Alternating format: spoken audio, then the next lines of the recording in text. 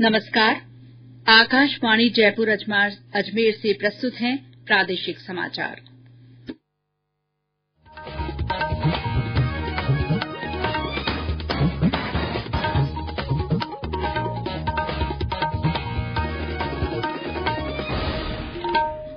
मुख्य समाचार। प्रधानमंत्री नरेंद्र मोदी ने उद्योग जगत से आत्मनिर्भर भारत के लिए पूरी शक्ति लगाने की अपील की। राज्य के 45 नगर निकायों में अध्यक्ष पद के लिए कल चुनाव, सुबह 10 बजे से 2 बजे तक मतदान। प्रदेश के कई महीनों बाद कोरोना के नए मामलों की संख्या 1000 से नीचे आई। 10 जिलों में नए संक्रमितों की संख्या 10 से कम हुई। कोरोना की स्वदेशी कोवैक्सीन के ट्रायल के तहत जयपुर के 200 स्वयंसेवकों को वैक्सीन दी गई। तीसरे चरण के ट्रायल के लिए 2000 स्वयंसेवकों ने पंजीयन कराया। प्रदेश में आपात स्थिति में आम नागरिकों की सहायता के लिए एकीकृत हेल्पलाइन सेवा शुरू। और राज्य में तेज ठंड और शीतलहर से जनजीवन प्रभावित। माउंट आबू और चूरू में आज भी पारा जमाव बिंदु से नीचे दर्ज।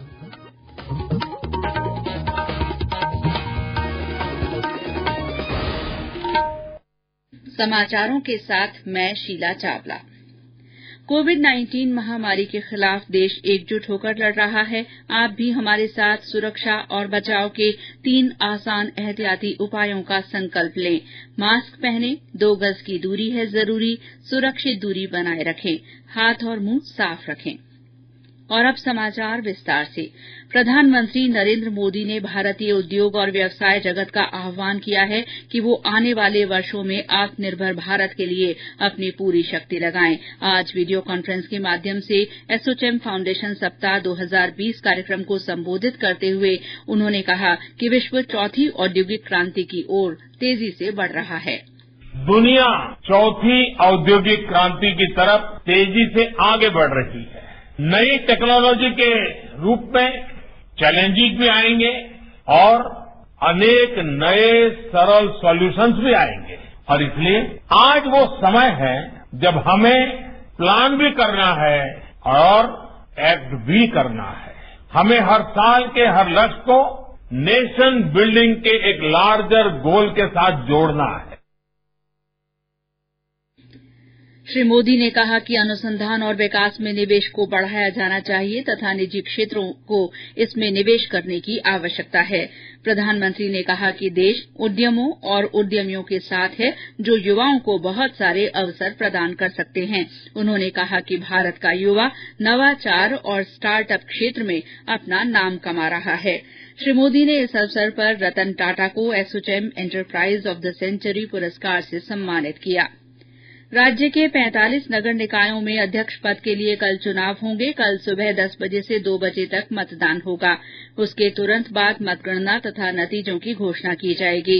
इन नगर निकायों में 101 प्रत्याशियों के बीच मुकाबला है।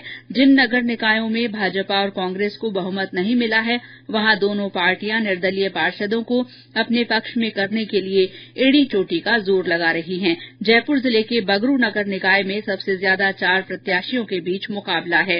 अलवर जिले के बहरोड़ और खेड़ली, भरतपुर के बयाना तथा डीग और श्रीगंगानगर जिले के रायसिंह नगर में अध्यक्ष निर्विरोध निर्वाचित हो गए हैं।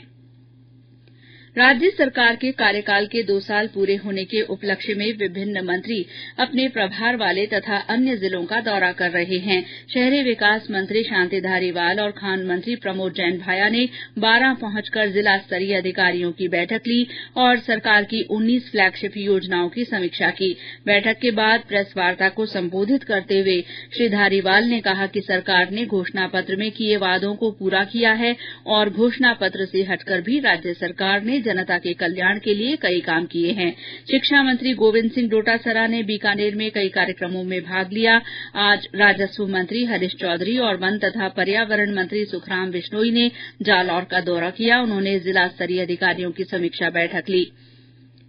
वहीं खेल मंत्री अशोक चांदना ने टोंक में दिव्यांगों को स्कूटी वितरण के तहत आरसी प्रदान की। उन्होंने जिले में विभिन्न विभागों के कामकाज की समीक्षा भी की। जोधपुर में आज जिला प्रभारी मंत्री और उप मुख्य सचेतक महेंद्र चौधरी तथा अल्पसंख्यक मामलों के मंत्री शाले मोहम्मद ने जिला दर्शन पुस्तिका का विमोचन किया। इसके साथ ही उन्होंने अधिकारियों की बैठक ली। सरकारी मुख्य सचेतक महेश जोशी ने बूंदी में विभागीय अधिकारियों की बैठक ली। ये समाचार आकाशवाणी जयपुर अजमेर से प्रसारित किए जा रहे हैं। आगे के समाचारों से पहले सुनिए ये संदेश। चलो मिलकर एक शुरुआत करें, चलो एक फैसला आज करें, मास्क नहीं तो टोकेंगे, कोरोना को रोकेंगे, चलो एक इरादा करते हैं, चलो कुछ वादा करते हैं, मास्क नहीं तो टोकेंगे, कोरोना को रोकेंगे। समाचारों में आपका फिर स्वागत है।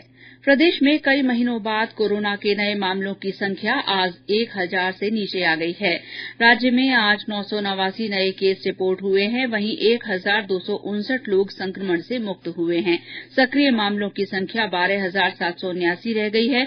आज 10 जिलों में नए संक्रमितों की संख्या 10 से कम रही, जिनमें बाड़मेर, चूरू, दौसा, धौलपुर, श्रीगंगानगर, हनुमानगढ़, जालौर, करौली, प्रतापगढ़ और सीकर शामिल हैं। राजधानी जयपुर में आज 205, वहीं जोधपुर में 102 लोगों में संक्रमण की पुष्टि हुई। बाकी जिलों में भी कमोबेश संक्रमण में कमी देखी जा रही है। पिछले 24 घंटे में संक्रमण के कारण 9 लोगों की मौत हुई है। इसके साथ ही मृतकों का आंकड़ा 2608 पर पहुंच गया है। कोरोना की स्वदेशी वैक्सीन कोवैक्सीन के ट्रायल के तहत जयपुर में अब तक 200 स्वयंसेवकों को वैक्सीन दी जा चुकी है।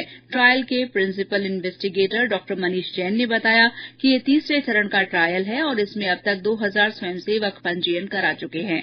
उन्होंने बताया कि पूरे दिसंबर माह वैक्सीन का परीक्षण चलेगा। अभी तक राज्य के 1000 स्वयंसेवक इसमें भाग लेंगे। उन्होंने बताया कि 28 दिन बाद दूसरी डोज दी जाएगी।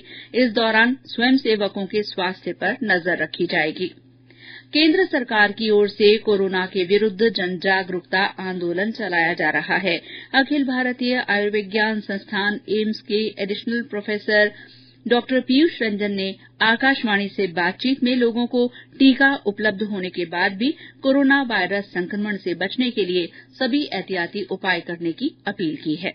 Over the period of 9 month Covid में हमारी जानकारी बदलती रही, लोगों के नैरेटिव्स बदलते रहे। पहले हमें जानकारी नहीं था, हम प्रोटेक्शन के लिए बहुत ज्यादा रिसर्च कर रहे थे, बातें कर रहे थे। फिर बाद में ट्रीटमेंट मॉडलिटी के बारे में बात हुई। वैक्सीन के बारे में चिकित्सा जगत की एक बहुत बड़ी उपलब्धि होगी कि अगर ये वैक्सीन जो है 100% प्रोटेक्शन और ये सारी चीजें हो जाएं। लेकिन वैक्सीन के लेने से पहले, वैक्सीन के लेने के दौरान और वैक्सीन के लेने के बाद भी जो सबसे बड़ा वैक्सीन है वो आपका संयम और सतर्कता है। आपको प्रोटेक्टिव मेजर्स बराबर बनाए रखना है और इसमें किसी भी तरह की कोई कोताही नहीं बरतनी है।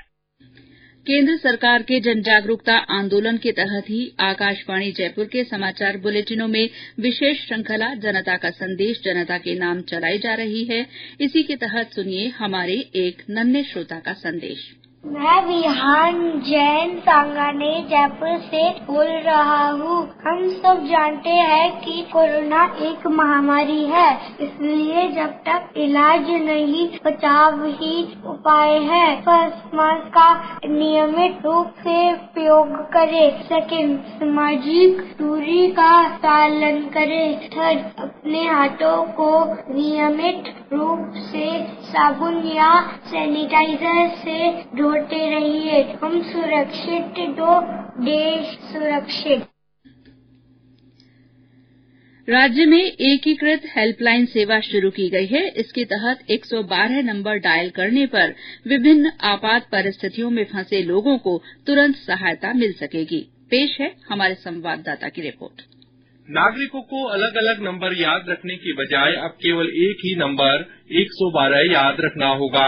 इस नंबर पर डायल करने से पुलिस, एम्बुलेंस, फायर ब्रिगेड समेत सभी तरह की आपात स्थिति में सहयोग मिल सकेगा। गृह विभाग संकट में फंसे नागरिकों की मदद के लिए सभी जिला मुख्यालयों तक पूरा तंत्र विकसित करने में जुटा है, जहां नागरिकों को 5 मिनट में मदद मिल सके। गृह विभाग के विशिष्ट शासन सचिव वी सरवन कुमार ने बताया कि जयपुर और जोधपुर की तर्ज पर बाकी जिलों में भी नागरिकों की मदद के लिए इमरजेंसी रिस्पांस सपोर्ट सिस्टम विकसित किया जा रहा है। 112 नंबर हर एक नागरिक को याद करने का है। 112 डायल करके अपना जो भी समस्या है, जो भी इमरजेंसी है बताएंगे। वहाँ हमारा जो कॉल सेंटर में जो एजेंट कॉल रिसीव कर रहा है, तो वो वहीं से ही कॉल संबंधित डिपार्टमेंट में रूट हो जाएगा। तो रेस्पॉन्स टाइम कम करने का भी तरीका इसने अपनाया है। व्हीकल्स में MDT मोबाइल डिवाइस टर्मिनल जो है, मोबाइल बेस्ड GPS लोकेशन इसमें स्क्रीन में दिखेगा। हमको ये मालूम पड़ेगा कि कस्टमर कहाँ से कॉल कर रहा है, कॉलर अपना एड्रेस बताता है। वो एड्रेस के अनुसार हम देखेंगे तो नियरेस्ट व्हीकल रेस्पॉन्स के लिए वहाँ पर कहाँ है, तो वो व्हीकल के पास अपना खबर जाएगी, तो दे विल रीच इमीडिएटली। कुल मिलाकर यह प्रयास एक ऐसी व्यवस्था विकसित करने का है जहां हर जरूरतमंद को जरूरी मदद तुरंत उपलब्ध हो सके। जितेंद्र द्विवेदी, आकाशवाणी समाचार, जयपुर। मुख्यमंत्री अशोक गहलोत ने 1 जनवरी 2004 और उसके बाद नियुक्त तथा स्वायत्त शासी निकायों के कर्मचारियों के लिए GPF के समान नई योजना के लिए बजट मद और निर्धारित प्रक्रिया की मंजूरी दे दी है। इस स्वीकृति के बाद संबंधित खातेदार आहरण और वितरण अधिकारियों के माध्यम से इन नई मदों में राशि जमा करा सकेंगे। केंद्रीय कृषि और किसान कल्याण राज्य मंत्री कैलाश चौधरी ने कहा है कि किसानों के लिए न्यूनतम समर्थन मूल्य MSP की व्यवस्था जारी है और भविष्य में भी जारी रहेगी। श्री चौधरी ने बाड़मेर में कहा कि कृषि सुधार कानूनों से किसानों को बहुत फायदा मिलेगा। वहीं भाजपा महामंत्री सुशील कटारा ने प्रतापगढ़ में कहा कि सरकार द्वारा लाए गए कृषि कानून किसान हितैषी हैं। प्रधानमंत्री नरेंद्र मोदी 27 दिसंबर को आकाशवाणी के मन की बात कार्यक्रम में अपने विचार साझा करेंगे। इस कार्यक्रम के लिए श्रोता अपने सुझाव नमो ऐप, MyGov ओपन फोरम या टोल फ्री नंबर 1800117800 पर भेज सकते हैं। सूचना और प्रसारण मंत्री प्रकाश जावड़ेकर ने भारत के 51वें अंतर्राष्ट्रीय फिल्म महोत्सव के लिए 23 फीचर और 20 गैर फीचर फिल्मों के चयन की आज घोषणा की। ये फिल्मोत्सव अगले महीने गोवा में होगा। और अब मौसम। देश के उत्तरी इलाकों में बर्फबारी के कारण प्रदेश में तेज ठंड पड़ रही है। कई जिलों में शीतलहर से गलन भी पैदा हो गई है। आज कुछ स्थानों पर पारा थोड़ा बढ़ा है, लेकिन ठंड के तेवर तीखे ही बने हुए हैं। आज कुछ जगह पारा जमाव बिंदु से नीचे या उसके आसपास रिकॉर्ड हुआ। माउंट आबू में आज भी न्यूनतम तापमान 0 से 1.4 डिग्री नीचे रहा। इसी तरह चूरू में भी पारा जमाव बिंदु से नीचे रहा। भीलवाड़ा में न्यूनतम तापमान 1.6 डिग्री सेल्सियस, चित्तौड़गढ़ में 2.5, पिलानी और डबोक में 3, सीकर में 3.5, पाली में 4, बनस्थली में 4.2, गंगानगर और कोटा में 4.5, सवाई माधोपुर में 5.6, अजमेर, बूंदी और बीकानेर में 6 तथा राजधानी जयपुर में 6.6 डिग्री सेल्सियस रिकॉर्ड हुआ। तेज ठंड से जनजीवन पर असर पड़ा है।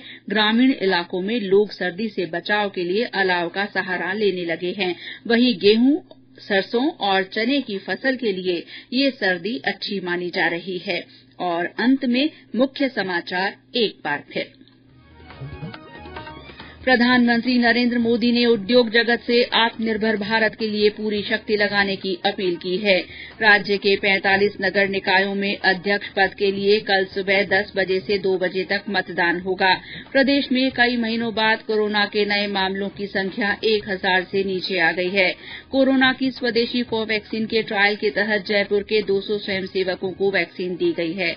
तीसरे चरण के ट्रायल के तहत 2000 स्वयंसेवकों ने पंजीयन कराया है। प्रदेश में आपात स्थिति में आम नागरिकों की सहायता के लिए एकीकृत हेल्पलाइन सेवा शुरू हो गई है। और राज्य में तेज ठंड और शीतलहर से जनजीवन प्रभावित हो रहा है। माउंट आबू और चूरू में आज भी पारा जमाव बिंदु से नीचे दर्ज हुआ। इसी के साथ प्रादेशिक समाचार बुलेटिन समाप्त हुआ। नमस्कार।